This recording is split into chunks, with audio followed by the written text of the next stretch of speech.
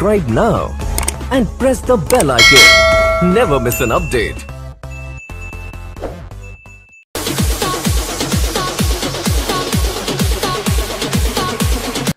Hey this is Sherry Chaudhary and welcome to Sherry Chaudhary fitness. और आज हम बात करेंगे यूरिक एसिड पर। ये इशू जब आपको हो जाए तो उसके बाद आप क्या चीज़ कर सकते हैं, क्या प्रिकॉशंस कर सकते हैं, आप क्या चीज़ डाइट में ले सकते हैं। एक कंप्लीट डाइट प्लान भी मैं इसमें शेयर करूँगा आपको। सो फर्स्ट ऑफ ऑल, जो लोग मेरे चैनल पर नए हैं वो मेरा चैनल सब्सक्राइब कर लें, साथ में बेल आइकन दबा दें ताकि मैं जो भी वीडियो बनाता हूँ तो आपको नोटिफिकेशन के ज़रिए मिल सके और आप देख के फ़ायदा हासिल कर सकें।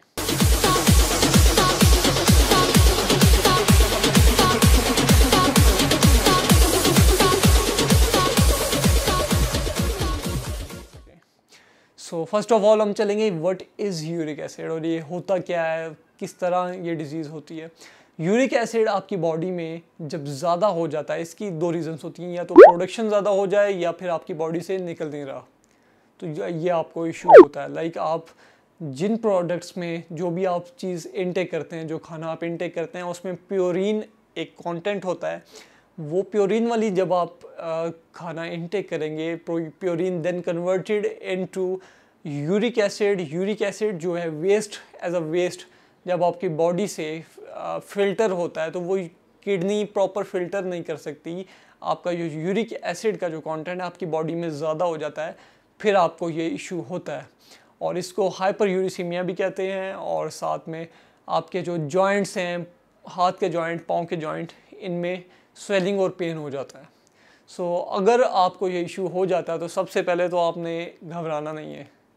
सो फर्स्ट ऑफ ऑल, क्योंकि ये एक ऐसा इशू है जिसमें आप इजीली इसको कंट्रोल कर सकते हैं विद इन अ वीक और 2 वीक, क्योंकि मेरे पास काफ़ी लोग आए हैं इसके बारे में और मैंने एक वीक में और 4 डेज में भी मैंने इसको रिजॉल्व किया था इस इशू को।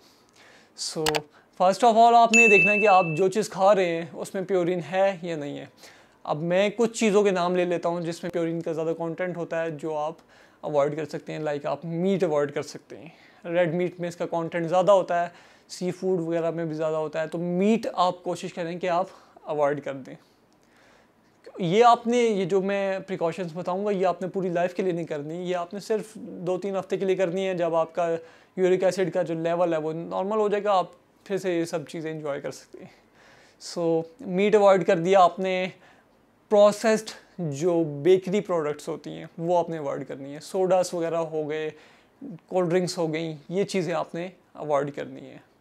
और साथ में आपने इस चीज़ का ख्याल रखना है कि जो यूरिक एसिड आपकी बॉडी में है उसको ख़त्म करने के लिए, उसको निकालने के लिए ऐसी चीज़ें भी यूज़ करनी है जिसमें यूरिक एसिड का कंटेंट ना हो, और ऐसी चीज़ें हों जो यूरिक एसिड को, जो आपकी बॉडी से टॉक्सिक मटेरियल जो होता है वो टॉक्सिक को सारा बाहर निकाल सके। सो मैं जो सबसे पहली चीज़ रिकमेंड करता हूँ जब आपको यूरिक एसिड का इशू हो जाता है तो एप्पल साइडर विनेगर। आप सुबह उठते हैं, एप्पल साइडर विनेगर लें, 1 स्पून लें, उसका आप वाटर में मिक्स करें और पी जाएं। या आप दिन में 2 दफ़ा कंज्यूम कर सकते हैं। या फिर सेकंड जो चीज़ है वो आप लेमन ले सकते हैं, क्योंकि लेमन में विटामिन सी का कंटेंट होता है और वो आपके लिए काफ़ी ज़्यादा बेनिफिशियल होता है।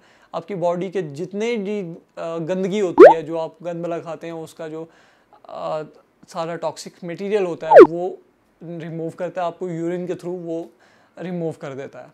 सो आप 7 से 8 जो टेबल स्पून है लेमन जूस ले सकते हैं, उसमें आप पानी में मिक्स करें और उसको आप पी सकते हैं। सबसे फर्स्ट ऑफ ऑल तो मैं ये चीज़ रिकमेंड करता हूँ, या एप्पल साइडर ले लें या ये चीज़ आप ले लें।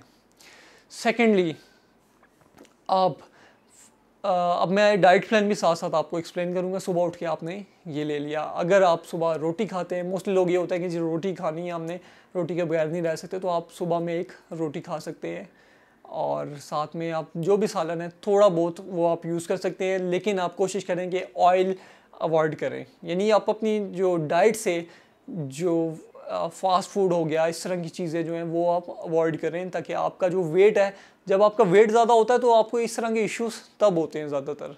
तो आप कोशिश करें कि आप अपना हेल्दी वेट मेंटेन करें, तो आपको काफ़ी ज़्यादा जो इश्यूज होते हैं इस तरह के, उससे आप बच सकते हैं। सेकंड, आप फ्रूट चाट ले सकते हैं। फ्रूट चाट में मैं जो 2 चीज़ें रिकमेंड करता हूँ, बनाना और एप्पल।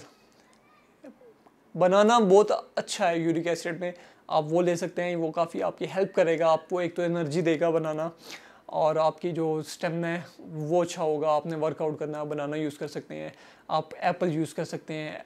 और इसके अलावा ग्रीन टी का यूज़ आप इसमें यूरिक एसिड में कर सकते हैं। लाइक आप शाम में टी यूज़ करते हैं तो आप ग्रीन टी उसकी जगह यूज़ कर सकते हैं। सैलेड आप यूज़ कर सकते हैं। तो ये कुछ ऐसी चीज़ें हैं जो आप अपनी डाइट में बढ़ा कर तो यूरिक एसिड का जो इशू है उससे काबू कर सकते हैं।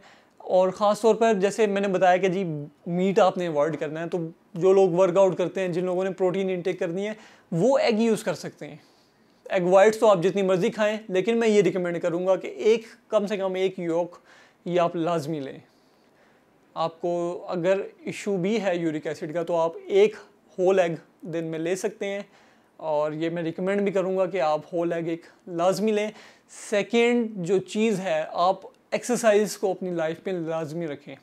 डाइट्स तो चलें आपने कंट्रोल करनी है, एक्सरसाइज आप अपनी एक लाइफ का एक पार्ट बना लें। आपने सुबह करनी है, शाम को करनी है, एक आधा पौना घंटा दे दें ताकि आपकी जो बॉडी है वो फ्रेश रहे, आपके मसल्स एक्टिव रहें, आपके बॉडी में जो एक्सेस मटेरियल है, जो फैट्स हैं, वो ज़्यादा स्टोर होने का मौका ही ना मिले। लाइक अगर आपकी बॉडी में ज़्यादा फैट है तो आप काफ़ी ज़्यादा जो है ना इश्यूज़ में जा सकते हैं। लाइक यूरिक एसिड भी आपका तब ज़्यादा आपकी चांसेस है कि आपको यूरिक एसिड हो सकता है।